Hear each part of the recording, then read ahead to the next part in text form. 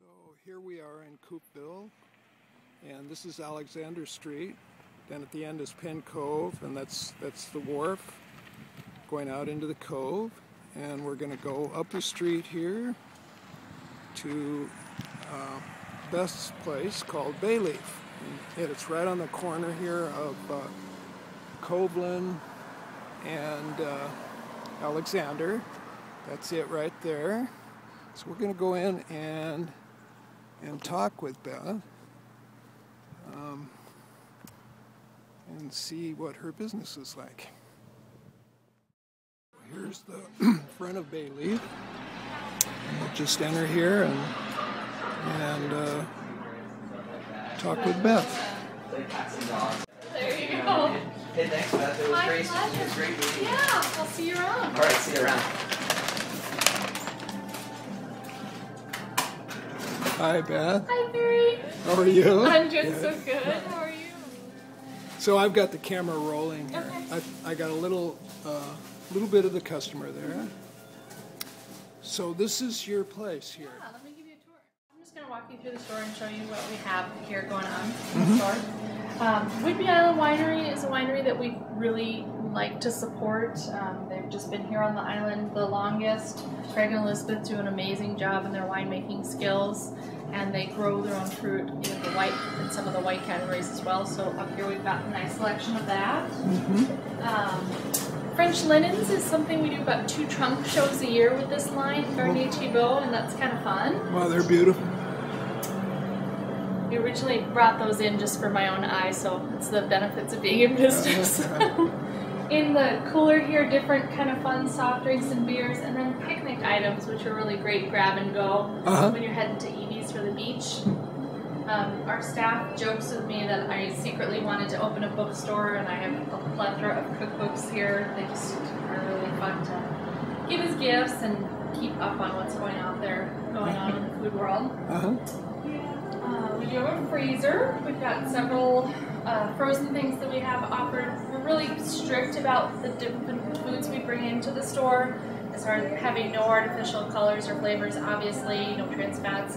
Really clean and as simple as possible.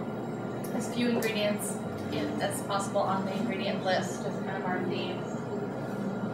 Same goes with all the pantry items. Things on the grocery rack here, we try and find local products that fit that, which is that they're really clean, pure, and they're from here. But then we also have some standards from around the world that are just kind of treats that pull at those nostalgic heartstrings, and so there's some fun things on this as well. Here, we love champagne, and we do a big champagne program here at the store featuring small negociant champagne producers. We do a big champagne tasting every year, which is one of my most favorite tastings. Wow. And then down here we have sparkling wine and ports and cherries. The drinking rack is a little sparse right now. Everything on here is under 15, and we rotate this every 3 months. So right now we're just getting ready to bring in a whole new allotment for this rack. And we kind of lay out the wine differently than most stores. We take into account more of the weight rather than region or grape varietal. So lighter Pinot Noir, Gamay, things like that, medium Merlot, Côte de Rhône, and then heavy Cab, Malbec, things like that. So the idea behind that is really, because we are so food focused, that's how we tend to choose our wines, is which wine is going to go with the dish, and that's not necessarily a region and or grape varietal. It's more of what is the wine presenting like in its moment. So that's why we do it that way. Different gift items over here. We work with a couple of local artists, which is really fun, including Carrie Woodfin. We've got some of Robbie Lobel's flameware, Cook on Clay it's called. And then Al Tennant's T-Bows. We're really lucky to have those artists work with us. And also Marianne Burbanski's paintings are up here on the wall behind us. I saw those. Again, another perk of owning your own store is surround yourself with beautiful things. Yeah, very beautiful. So another thing that we do here and we have a lot of fun with is our cheese program. all the cheeses that we bring in, we cut by hand and serve by the pound. We have a master list of cheeses that we always carry, and then we have a specials list that we rotate every week. It's kind of fun. More and more local cheeses are coming on the scene, and we're trying to bring them in as they come. The latest is Little Brown Farm, made here on the island. We're very excited to have her cheese. It's excellent goat cheese. And different sliced meats and salamis and pâtés and things you'll also find in here. Great. So, you want to talk about this room? Or what about the back room? You want to see the back room? Sure. Mr. Peary is behind the scenes. Sure, I can't promise how clean it is right now, but come on back. It's good a time as any. Okay.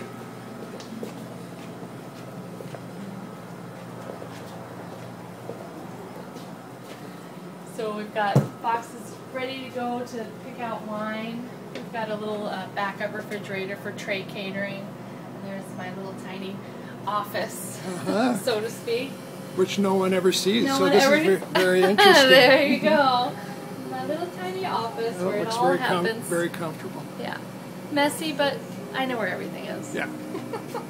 Great. So now everyone gets to see the back room. There you go. So, so how did you arrive at the name Bayleaf? When trying to pick out a name for the business, I really wanted it to have kind of a double meaning, and went round and round with different kinds of names. Bayleaf is a spice or an herb that you find in many different cultures, so I really liked that aspect of it. It kind of goes across different borderlines in many cultural aspects of cooking. And also the Bayleaf laurel was often worn by scholars in Roman times as a ring around the head. And when I first started Bayleaf back 11 years ago, I thought I had a lot of educating to do. It wasn't the same food world it is today, and so I kind of liked that double meaning there, that I was excited to share all those different foods from all around the world, but then also that there was going to be quite a bit of education going on as well. So that was where that came from. Any parting words for the audience? Parting words. I'm still having fun with the store. It's kind of morphed in all these different directions as far as tray catering and paella catering that we do, and we have staff of 8 now, which feels pretty great. Wow, I didn't know that. Yeah, that's we're incredible. all part-time. We all want to have a life and have vacations, but myself included. But that's been really fun, and there's up-and-coming projects to continue to work with artists like yourselves to see if we can all support each other and use the shop Bayleaf as a venue is a great thing for me. We're going to try and launch a wine club here coming up pretty soon. Oh, cool. Yeah, so we keep adding and trying to make it fun and community-oriented and not too stuffy. Yeah. I always hated the word gourmet. It felt so exclusive. Yeah. Well, I know walking in here, it always feels so comfortable and relaxed, and I can tell when you're, when I was just standing here watching people come in, I can tell they feel the same way. Good, that's what it's supposed to be like. Yeah, I think Coupeville's very warm and supportive community. Yeah. Okay, wave goodbye. Thanks so much, Perry, for having us do this. Okay. Looking forward to next week. Okay, bye-bye.